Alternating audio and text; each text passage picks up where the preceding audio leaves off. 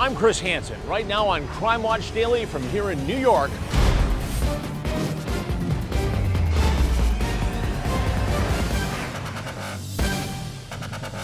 It's a Texas-sized love triangle. What sort of person are we dealing with here? A liar, a con. A multi-millionaire, his wife of 32 years, and his young mistress, embroiled in an ugly saga Bill fell victim to her trap. involving sex tapes, plastic surgery, She gets her boobs done. and an explosive voicemail. Told you to watch your back, you stupid slut. And it all ends in a deadly car wreck. Today, How are you adjusting to life in here? I'm not. And I want to go home. the widow behind bars for murder in a she said face-off with the other woman. You're calling Frances fat and old and... You old hag. She is one twisted, conniving, deceiving psycho. Right now, Andrea Isom, sir, with Crime Watch Daily. Jason Matero with Crime Watch Daily. this I'm Elizabeth. I'm here with Crime Watch. I'm Michelle from Crime Watch Daily. Anna Garcia from Crime Watch. is Crime Watch Daily. Stay off my property. We'll find you again. We always do. Welcome to Crime Watch Daily, everyone. I'm Chris Hansen. We start today with a toxic love triangle between a multimillionaire, his wife, and a young manipulative lover. Our Matt Dorn is in San Antonio, Texas now with the details. Chris, Bill Hall Jr. was a self-made man with plenty of money in the bank, a loving wife and a loving family. But he also had a very big secret, one that would tear that loving family apart. Honey, you love me? You love me, honey?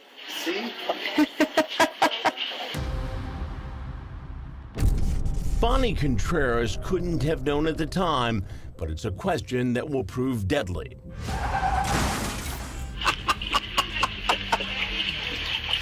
I love my honey. A snapshot of a twisted love triangle that will ultimately be thrashed out in front of a jury. A sick feud that would leave a father dead, a wife in handcuffs, and cause then 28-year-old Bonnie to become one of the most despised young women in all of Texas.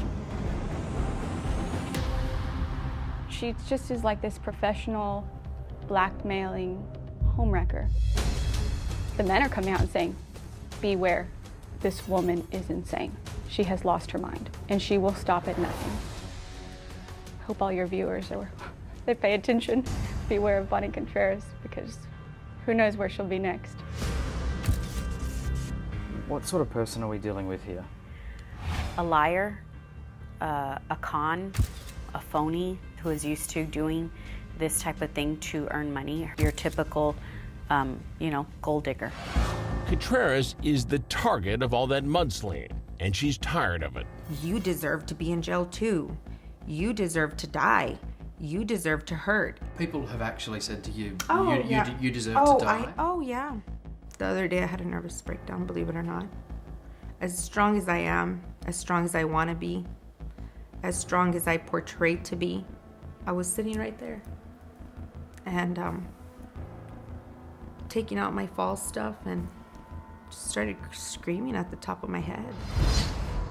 Bonnie's been labeled the architect of a toxic love triangle that comes to a head here off the edge of Loop 1604 in San Antonio. It's where the lives of Bonnie, her lover Bill Hall Jr., and his longtime wife Frances all collide, and only two will walk away alive. Bear County 911, what is your location? What does this place mean to you now? It's hell. This road is hell. It is. My life got taken away. My happiness got taken away on this road. My future kids I wanted to have with him. It all got taken away. Another woman would lose everything too, including her freedom, Frances Hall. I will love him till the day I die. At the center of the two women's affection, Bill Hall Jr., the owner of one of San Antonio's most successful trucking companies. He bought his first truck in the early 80s and it would grow into this, Bill Hall Jr. Trucking, a transport business that, at its peak, would be worth more than $15 million. Along with his trucking empire, Bill Hall Jr. had built a family. He and Frances had been married for more than 30 years and had 2 children together. Dad was the type of person that loved us so much, he wanted to give us everything he worked so hard for. Always just very expressive of his love towards his kids and his family. He was a very, very generous, very happy man. He loved his family, he loved motorcycles, he loved cars. He also loved young women. He had a bit of a reputation for being unfaithful. Some people say, you know, you want to have your cake and eat it too. And Bill Hall Jr. has quite the appetite, but just couldn't seem to get his fill of Bonnie. I was literally holding chicken on a stick and saying, chicken on a stick, chicken on a stick. And was it love at first sight, or does that exist for you? Was there a part of that? When I locked eyes with him, it's kind of like we were trying to read each other's thoughts, you know? Others have claimed that in fact you didn't meet at a spinach festival, that you met perhaps at a strip club. Mm-hmm. Is there any truth to that? There's no truth to that. I did work there. That was 3 years before me meeting Bill. We never went into those places together. Over the next 3 years, Bonnie says she and Bill became inseparable. They even put out Christmas cards together. The married man lavishing his mistress with 5-star getaways and expensive gifts, which included buying her an immaculately dressed dog named Maples. She gets her boobs done. Multiple luxury cars, watches, purses. Bill fell victim to her trap, to say the least. But Bonnie claims Bill loved her just the way she was. How far into your relationship, Bonnie, was it that you found out that he was married? It was a month, and I said, you know, are you married? And he said, yes, I'm married. He goes, I'm separated and I'm going through a divorce. And I said, oh, okay. Never again bothered him about it. I felt like it wasn't my place to ask him.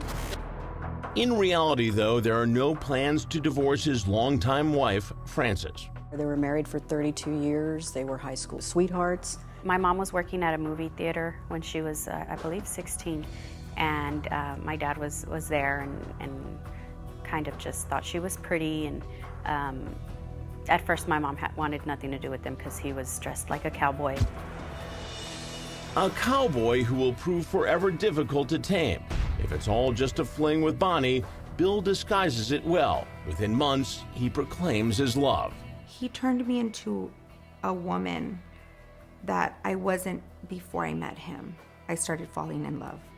I started warming up to him, warming up to his ways, to his fetishes, to his flaws. You know, I warmed up to it all. But privately, Bill is cooling down, telling friends he wants out of the relationship. His closest friends will tell you he couldn't get out. He was stuck.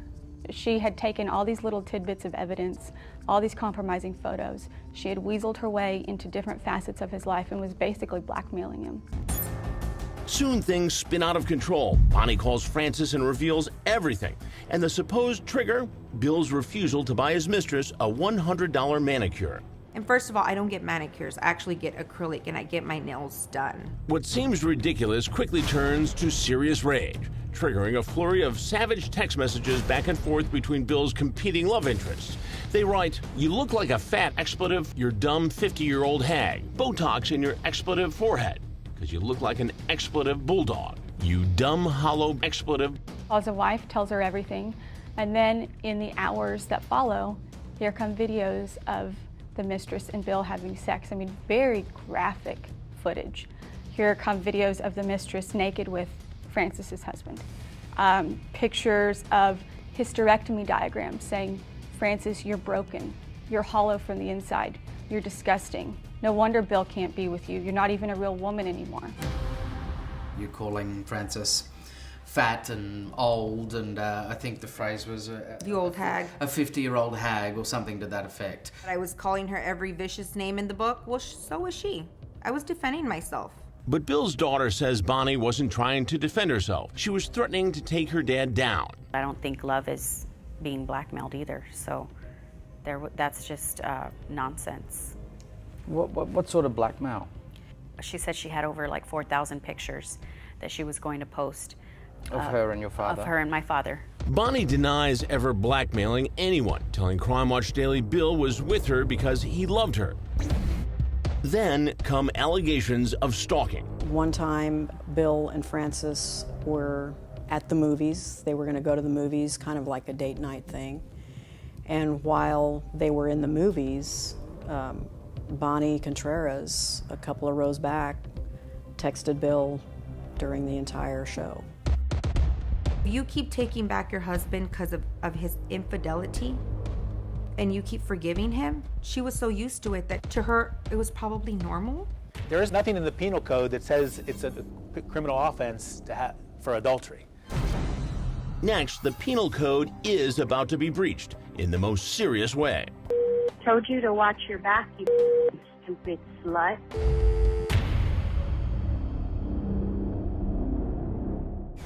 They say everything is bigger in Texas, and when it comes to relationship drama, that was definitely the case for self-made millionaire Bill Hall Jr. and his wife Frances. Matt Dorn is back in San Antonio with more. Well, Chris, imagine finding out that your husband of 3 decades is cheating on you and then his mistress begins taunting you. Well, that's exactly what investigators say Frances Hall was dealing with when she got behind the wheel and made a deadly decision. It was love at first sight, and they were together from 16 until they married at 18. I wish I was related to Frances, if I'm really honest. And she's someone you wish that you had in your life. She just is so nurturing, just a loving kind of mother hen. But 50-year-old Frances, the matriarch of the large and wealthy Hall family, is losing her grip, embroiled in a venomous war of words with her husband's mistress, Bonnie Contreras, who is almost half her age. She had told my mother she was going to show up at my mother's office and beat her up. Frances had never met her husband Bill's mistress, but on October 13th, 2013, on Loop 1604 in San Antonio, they collide. Frances is leaving her niece's volleyball game. She comes to a stoplight. She sees Bill go by on his big custom Harley. A few seconds later, she sees her Range Rover, her $130,000 brand new car, drive by with this woman she has never laid eyes on in her life. We came to that stoplight and he's like, roll your window down. So I rolled my window down and my cousin was on the speakerphone. And he goes, I love you so much, Gorda. He goes, I'm so happy. And I said, I love you too, hon. And then the light turned green. And that was the last time I heard his voice. Frances's 32-year marriage in ruins, her husband's young mistress driving her family car, she is suddenly out of her mind. She was seeing black. She'd gotten all these things attacking her personally, and she was done. She says, I gripped the steering wheel, and I just go, that bitch. Frances hits the gas in her black Cadillac Escalade and makes a U-turn. A decision that will destroy many lives. She calls me and she tells me, I just saw your dad and Bonnie. I'm going to turn around and confront her. She had tunnel vision. I do believe that she wasn't going to stop until she had the opportunity to get at Bonnie. Bill, a multimillionaire, loved life in the fast lane, but he couldn't have expected this. His two lovers in a game of life and death cat and mouse on the highway. Fair County 911, what is your location? I got a black Escalade and a black Range Rover driving passing people on the wrong side of the road on 1604, going towards Highway 90. They're traveling at a high rate of speed. I don't know, 90, 100 miles an hour, acting like idiots. I feel somebody hit me from behind. And at first, I thought it was an accident. And then I was like, what the heck? And then I felt it again. And I looked through my rearview mirror, and it's Frances in the truck. Bonnie claims Frances rams her 14 times. Bill was in front of me. Bill didn't know she was behind me yet. And Bill was on the bike, and then she just kept ramming me and ramming me. I was flooring it more, pushing on the gas more to get away from her. So she kept hitting me, and she threw me onto oncoming traffic. But from Frances's defense team, a wildly different story. Bonnie is playing this cat and mouse game, just slamming on her brakes, brake checking Frances constantly. She's brake checking to try to get Frances to hit her, and Frances' reaction to that is to still chase her. Which, how does that make any sense whatsoever? Me, I'd probably just come to a stop and pull over and say, you want a piece of this or what? As the chase unfolds, a chilling voicemail arrives from Frances's daughter, Nikki. Told you to watch your back, you stupid slut. That voicemail, you know, just really haunted us because they wanted to use that as some sort of motive.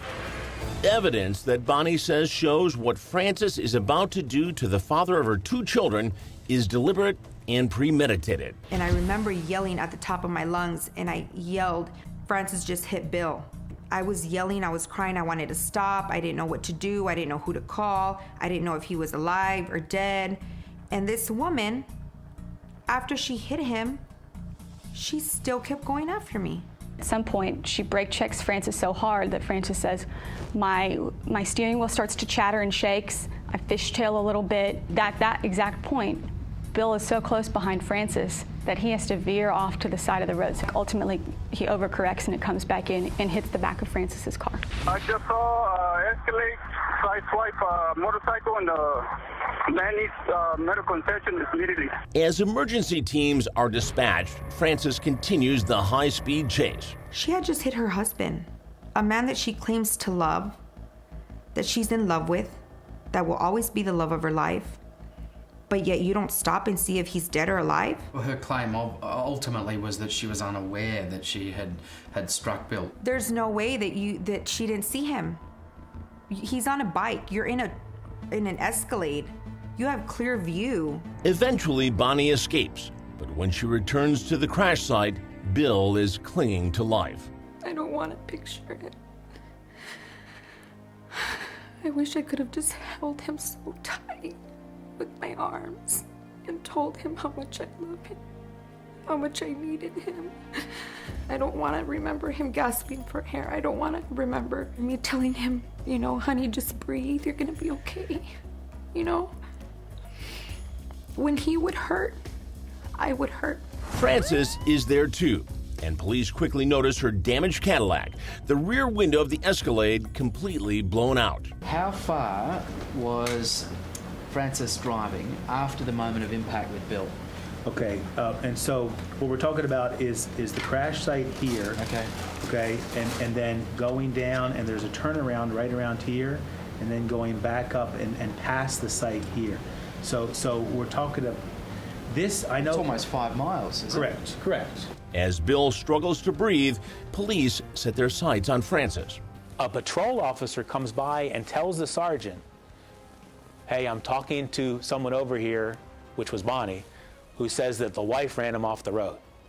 At the time Frances hears this, she gets up and leaves her dying husband's side and starts to walk away.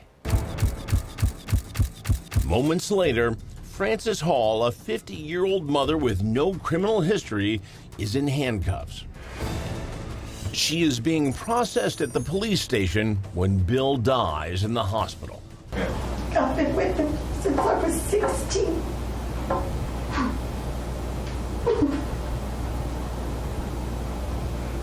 I remember my brother and I going to the jail and waiting there, and it was like never in my life did I ever think that we'd be sitting here waiting to see our mother. Like, the reality really hit. The dramatic trial that follows captures national attention. Show mercy on me, please. I did not hurt my husband. I have lived this for 3 years. I would have never hurt my husband. Please, don't take me from my kids. Don't take me from my grandbabies. I beg you. I am not this evil person that they have said I am. Please. Despite the tearful testimony, the jury finds Frances guilty on one count of murder and another of aggravated assault. She's looking at life behind bars. But the jury finds her crimes to have been an act of what Texas lawmakers call sudden passion. Sudden passion, then that changes the range of punishment to 2 to 20. And when you're in law school, what they teach you is the classic example of sudden passion is you walk in and find your spouse having sex with another person. Reporter Elizabeth Zavala covered the sentencing, the defense arguing for the lightest possible punishment, claiming the crash was an accident. It was just raw grief, and she begged the jury to show mercy and said that she would never have killed her husband because she loved him too much. The sentence? A bombshell. 2 years for murder. Even in the walls of the Bexar County Courthouse, I could not find a woman who didn't say to me, like, I would have done the same thing or I would have done much worse. And the men, you know, pretty much across the board were like, when was the last time a man was able to get a sudden passion defense for killing his wife? Coming up. We're now just a few minutes away from Frances's new home, a women's prison here in Gatesville, 100 miles out of Austin. The war of words continues, and Frances is dropping bombs from behind bars. And you know what she told Bill? The only way I'll take an abortion is if I get breast implants. That's love. That's love. And just wait until you hear what the mistress has to say about that. We're back with more of our top story today, a toxic love triangle out of Texas. In a jealous rage, Frances Hall took off after her husband and his mistress, chasing them down a San Antonio highway. After a collision, her husband would end up dead, and Frances would end up on trial for his murder. Today, she's talking to our Matt Dorn from behind bars.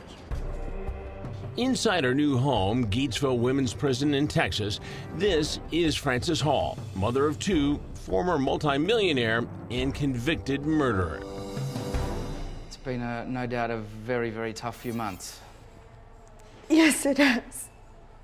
How are you adjusting to life in here? I'm not. I'm still in a cell. I haven't gone out to general population or anything. Everything's in the cell. So I'm practically there 23 hours and 40 minutes a day. And I want to go home. I never would have hurt my husband, never. Let's talk about why you can't go home, Frances. Not a day or a minute goes by that I don't think about him. I will love him till the day I die. I will never forget him. A jury, of course, Frances, believes that you have an interesting understanding of love. I mean, they found you guilty of murder. I am guilty. I'm guilty of turning around and following her. That I'm guilty of. And I have a 2-year sentence, but he'll never come back. He'll never be back. I will never get to feel his touch, his embrace. Never smell him. Never. He has paid the ultimate price. And with that, I have to live with. But I know in my heart of heart that I didn't hit him. I know, and if I did, it was an accident. Bill's young mistress, Bonnie Contreras, says there was nothing accidental about it. She felt betrayed. She felt embarrassed. Do I understand all of those things? Absolutely, I do. I'm a woman. I understand when a woman goes into a rage and wants to do bad things. But contain yourself, you know? Her turning that vehicle around, that was her decision. According to San Antonio prosecutor Scott Simpson, whether Frances intended to run Bill off the road or not is largely irrelevant. Once she's committing the act of trying to ram a vehicle on the highway at high rates of speed and her husband gets run off the road and killed, she's guilty of felony murder. I turned back around like that. That's when I saw her like hit him and he flew in. As this pursuit is going on, you don't look in the rear view and say, where all of a sudden is Bill? I was so busy braking and then chasing her that I just assumed Bill was on the shoulder. You genuinely believe that the man who has two lovers embroiled in a high-speed chase has just decided to disappear and leave them to go at it? No, I mean, I never thought that. I just assumed he was parked somewhere. There's a paint chip from the motorcycle in the cargo bay of that Escalade. When that handlebar hit that window shattered immediately. I kept going down and I'm like, wait a minute, why is this window broken? You just had no idea, you didn't hear anything, you had no idea. I did, Matt. I heard something when I braked. As God is my witness. If anyone was guilty of anything, I would say it's Bonnie Contreras of reckless driving, period. How would you describe Bonnie Contreras? She is one twisted, conniving, deceiving, psycho. She'd take a picture of me and send it to him. Oh, look where your fat wife is at. And he goes, she did that for 2.5 years. She insists, Francis, that this was true love, this wasn't lust, that they were in love, they talked about having a family together. Is that why Bill bought her an abortion? That's how much Bill wanted a family. And you know what she told Bill? The only way I'll take an abortion is if I get breast implants. That's love. That's love. Bonnie says she was pregnant but had to terminate the pregnancy because of medical reasons. It was not part of a deal to get breast implants. Up next, a shocking message to the wife from the mistress. I forgive her. So why is there a multi-million-dollar lawsuit? And who's suing who? I have to be there for them. They've lost their father. Millionaire Bill Hall Jr. is dead. His mistress and wife, the two women who claimed they loved him, both choking back tears. What do you say to those people out there that might suggest that it wasn't Bill that you fell in love with, that it was his wealth? I was just willing to go through it all with him. You know, through the ups, the downs, the divorce. You know, what was all the mud that was gonna come through it, all the hell that she was gonna probably put both of us through. I loved this man. I still do. Bill's wife of 32 years, Frances, now sits in prison, convicted of killing Bill after running him off the road on his motorcycle. Despite it all, she swears it was an accident and will love Bill to the day she dies. Even as I was going to trial, I would tell my attorneys not to badmouth him, not to disrespect him, because he's my Bill. You mean his infidelity? He had this much bad, this much good through the times that he was leading this secret life. He made sure I was his number one. The depth of deception was enormous for 3 years. It doesn't matter. I love him, and he's the only man that I'll ever love. But Frances shows no love or forgiveness for the other woman in Bill's life, who she claims shattered her world. I know that I never broke up that family. That family was already broken. She's without him, I'm without him, his kids are without a dad, his grandbabies are without a grandpa. So it would be selfish for me to sit here and say that part of me forgives her, but I do. But not enough to drop her civil action. Bonnie is seeking $2.5 million from the Hall family, alleging emotional distress from the car chase. I find myself in certain situations quite often where I can be driving and out of nowhere I lose it. I start crying. I still don't know if I hit him or he hit me. And with that, I will live with the rest of my life with it. Because if I did it, oh my God, there's so much remorse in me. And if they want me to show remorse, I have remorse. Sometimes I tell my kids, And all that's left of me is a shell of a woman. But I have to be there for them. They've lost their father. Two broken hearts and a father dead. Bonnie says it could happen to anyone. You fall in love with somebody else, she falls in love with somebody else, vice versa. That's not a crime. It happens every day. I'm not a bad person. I just fell in love and I couldn't help it. And if he wasn't willing to let go, why was I?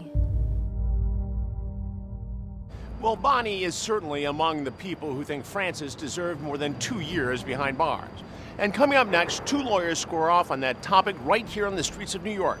Did the jury get it right? That's next. 2 years. That's all Frances Hall will spend behind bars, even though she was convicted of murdering her husband. She could have received life in prison. However, some say she didn't deserve any time at all. Here to break down the case, attorneys Misty Maris and Mike Cavalluzzi. Thanks for being here. Mike, you're the defense lawyer. How do you appeal this case? The big appeal here for Frances Hall is that she is innocent. It is her husband and his mistress who started this contact. She was just freaking out and crazy because her husband was having an affair with a woman 20 years younger. But an affair doesn't mean you get to run over your husband while he's on a motorcycle. Absolutely not, Chris. The answer to an affair or infidelity is divorce, not death. Here we have somebody who intended to run down the husband's mistress, and while doing so, acting in a deadly manner, knocked her husband right off the road. Mike, how does a crime of passion defense work? First of all, Misty has it completely wrong, just like the jury had it wrong. There is something in murder called intent. A person must intend to kill the other person. This was an accident that was started by the contact that was initiated by Bill Hall and his mistress. First of all, the wife knew about this affair. This is not something that she just 3 learned weeks that ago, day. she just learned knew about she it. had exchanged text messages with the mistress. I completely disagree with your assessment of intent. The husband is dead because of her actions. You could argue that she got off easy with only a 2-year sentence, Mike. I would say that she owes her lawyers a big debt of gratitude, a 2-year sentence, but that that also shows how much the jury sympathized with her predicament. Misty is right that a reckless disregard for the lives of other people is intent in a murder case. However, the circumstances here are very bizarre, in which this was an extremely explosive situation. This was an accident. You're telling me that it's bizarre that somebody is unfaithful? There is no excuse under these circumstances. But to wait kill a your minute, husband. Misty, the jury clearly agreed with his 2-year sentence. The jury definitely got that wrong. There is extraordinary evidence to undercut a heat of passion defense. You can form intent, Chris, within a second. The minute she engaged in a high-speed chase in her vehicle, that is when she formed the intent that she was going to follow Bonnie and, by her own words, confront her. Can you get a successful appeal of this case, Mike? Absolutely, you can get a successful appeal because the circumstances, the defense had an expert that said that this did not go down the way that Bonnie Contreras said that it did. Prosecution had an expert that said the exact same thing. Let him finish. Misty, you're just like a prosecutor. You don't let us talk. That's what we do. So, absolutely, there could be a successful defense because this was an accident. Misty, what do you ultimately think will happen in this case? This is an extraordinarily lenient sentence. Unfortunately, Mike, I'm going to surprise you. I do think the sentence will stick. She's not going to get off. She's going to serve for 2 years. And she should be thanking her lucky stars that there wasn't a bystander, an innocent bystander that got in her way and made this a double murder. Should she be free today? She absolutely should be free today. She should not be in prison. However, I agree with Misty that she will not appeal that sentence. She will, however, appeal the conviction. Chris, she is a convicted murderer. She should not be free.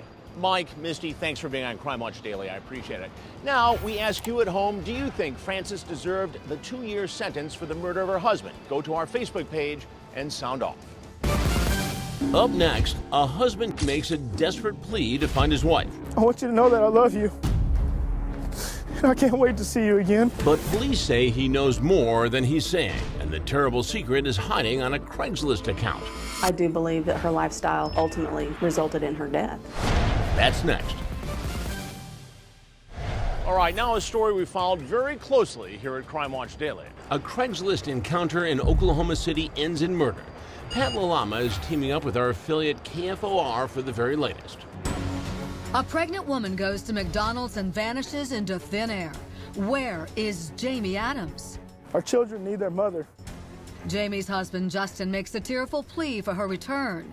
By some miracle, you're watching this. I want you to know that I love you.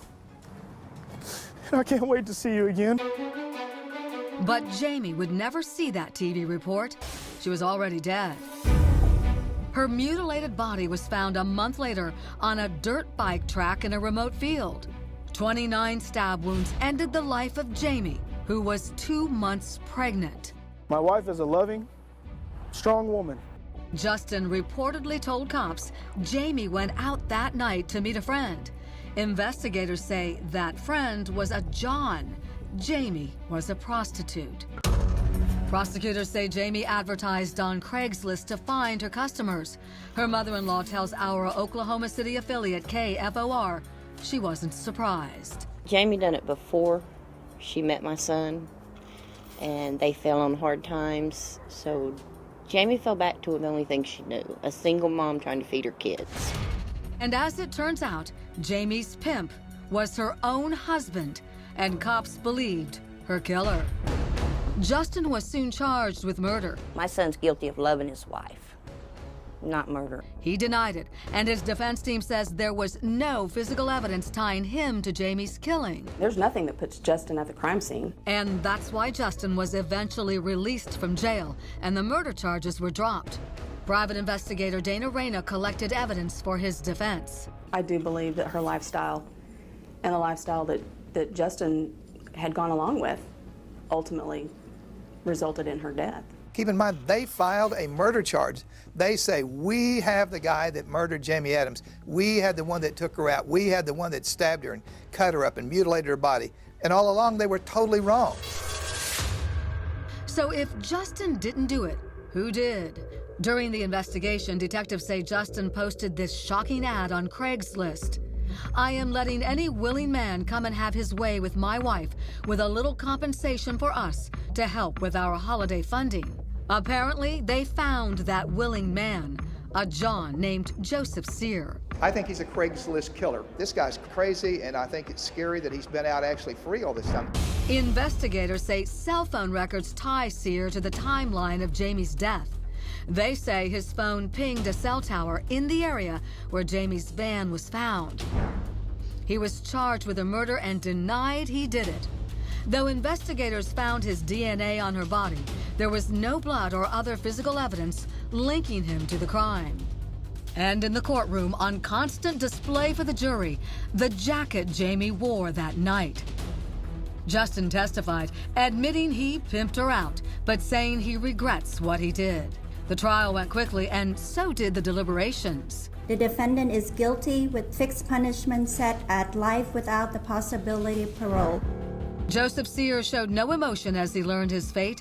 He was also convicted of the murder of Jaymie's unborn child. Bailiffs cuffed Sear and took him away. There was a wealth of information that we presented them, a ton of information to the extent I've never seen in a single case. And for them to go through that, I think they did so diligently. The DA eventually charged Jaymie's husband, Justin, with first-degree manslaughter because of his involvement in her lifestyle. I think what they're trying to do is save face, saying he allowed her to go on Craigslist and that caused her death. Well, I think that's baloney. Justin pleaded guilty and received 2 10-year suspended sentences. His mother says his real sentence will be much longer. He will live with guilt for the rest of his life. He said, I'm going to have a felony. I'm going to have to live with Jaymie being gone. And he said, one day I'll have to tell that boy about his mama.